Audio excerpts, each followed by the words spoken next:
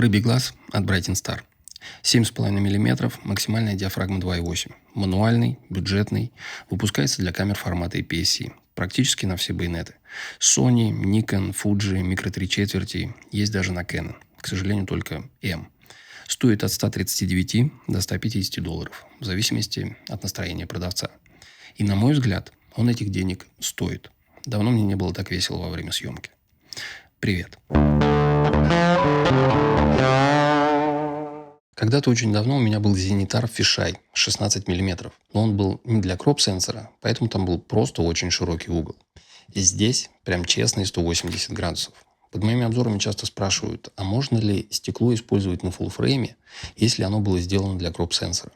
Именно этот объектив использовать без кроп-режима не получится. Бленда является частью конструкции, поэтому ее будет видно по краям кадра. По качеству сборки у меня нет никаких претензий. Все сделано, как всегда, у Brighton Star'ов. Металл.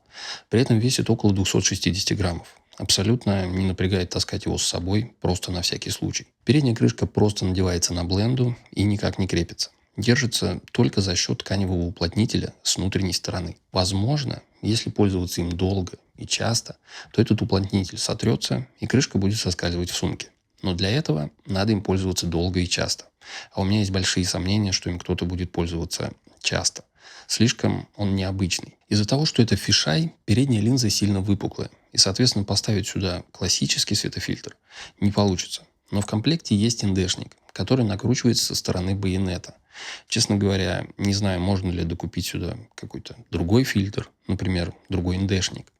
И, к сожалению, это единственно возможное решение. И это, конечно же, не очень удобно. Чтобы убрать фильтр, приходится снимать объектив. Для фотосъемки я его, кстати, не использовал, потому что в основном снимал на f8. На мой вкус, весь прикол такого стекла как раз в том, что у тебя резкость отсюда и до бесконечности. Для видео, конечно, пригодится. Кольцо фокусировки плавное. Крутится примерно на 90 градусов, так что резкость можно настроить очень точно. Да и функцию фокус-пикинга, опять же, никто не отменял, но использовать ее есть смысл только на самых открытых значениях диафрагмы. На 8 при настройке на бесконечность можно поливать не задумываясь, и фокус-пикинг будет только мешать, потому что весь экран будет залит пикингом. Кольцо диафрагмы переключается без щелчков, и это должно быть удобно для видео. Но оно настолько узкое и расположено настолько близко к байонету, что пользоваться им не очень удобно. Здесь на самом деле вообще все такое миниатюрное, что надо привыкать. Например, когда устанавливаешь объектив на камеру, лучше его держать за бленду, потому что ближе к байонету почти нет никаких неподвижных частей. И фокусировку тоже лучше крутить как можно более аккуратно, чтобы пальцы не попадали в кадр. Объектив полностью мануальный, тут нет никакой электронной начинки, и поэтому, естественно, он не передает данные EXIF. Значения диафрагмы и фокусное расстояние не будут отображаться в метаданных. Я думаю, для большинства это вообще никакая не проблема. Мне для обзоров это, конечно, пригодилось бы, но нет так нет. Как минимум фокусное расстояние точно ни с чем не спутаешь. На рынке довольно много мануальных Fisheye объективов от разных китайских компаний. И все они плюс-минус одинаковые, как я понял из других обзоров.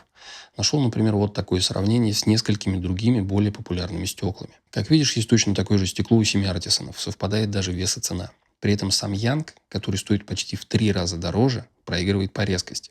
По крайней мере, так люди говорят. Открытые немного мягкие углы, но стоит чуть-чуть прикрыться, и у нас отличная резкость по всему кадру. Снимать архитектуру или пейзажи для меня было сплошное удовольствие. Есть небольшие хроматические аберрации, но их легко можно убрать в Lightroom, даже несмотря на то, что здесь нет никакого профиля. Конечно, есть винитирование на открытой, но на этом объективе это не выглядит как проблема, а скорее как творческий эффект.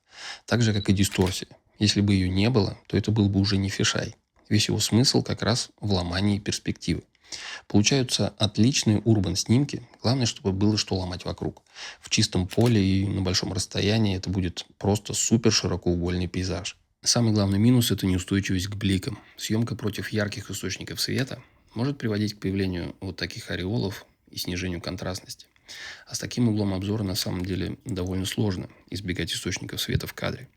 Зато 5-лепестковая диафрагма создает отличный эффект 10-лучевой звезды на закрытых значениях. Я этим объективом пользуюсь уже около пары месяцев, и какие-то снимки выкладывал к себе в телегу и Инстаграм. Так что подписывайся, чтобы всегда быть в курсе событий. Этот объектив для творчества. С такими уникальными ракурсами я на полном серьезе получал огромное удовольствие. Мой мозг не верил тому, что видят глаза.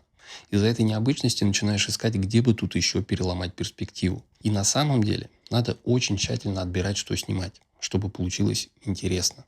Композиция очень сильно влияет на то, какой получится снимок. Либо она его сделает, либо полностью разрушит. В принципе, как и всегда, но тут это особенно ярко выражено. С узким углом обзора кадрировать все гораздо проще, а тут в кадр попадает все, что есть впереди тебя. И ноги, и пальцы тоже иногда попадают. И хотя в пейзажах ему тоже можно найти применение, я в основном использовал его для стрита. Наконец-то сделал несколько снимков, которые давно хотел, но мне не хватало угла обзора. И я небольшой приверженец делить объективы по жанрам. Хотя, конечно, какими-то стеклами снимать что-то одно удобнее, какими-то другое. На него можно снимать все.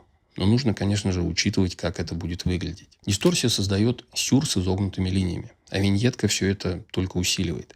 И, на мой взгляд, это идеально подходит для архитектурной фотографии, включая и урбан, и стрит.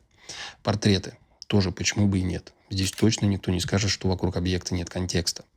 Минимальная дистанция фокусировки у него 15 сантиметров. И это позволяет делать креативные, крупные планы с искаженным фоном. Хотя это и вообще не макрообъектив. При этом боке, на мой взгляд, не очень. Но многие говорят, что по сравнению с другими фишаями оно очень даже приятное. А еще я думаю, что должно получиться снять астрофотографию. Широкий угол, диафрагма 2,8. Все, что нужно для съемки звезд. Хотя недавно я смотрел видео, как звезды снимали на макрообъектив 90 миллиметров. И тоже получилось круто. Конечно же, у него есть недостатки, которые влияют на удобство его использования. Я насчитал их 3. Во-первых, блики могут ухудшать качество изображения. Для многих это может быть большой проблемой и серьезным недостатком. Но, как я уже говорил в одном из своих обзоров, отсутствие бликов в контровом свете очень сильно увеличивает стоимость объектива. Во-вторых, байонетная система установки фильтров очень неудобная. Но в случае с фишай объективом единственно возможное. На зенитаре, кстати, у меня была точно такая же. А в-третьих, расположение и размер кольца диафрагмы немного затрудняют настройку. Особенно если у тебя толстые пальцы. В целом это отличный вариант для творческой съемки, когда нет возможности или желания тратить много денег. Хороший выбор для необычной архитектуры и необычного стрита. Из минусов – блики и ручная фокусировка. Но это логично, за все надо платить.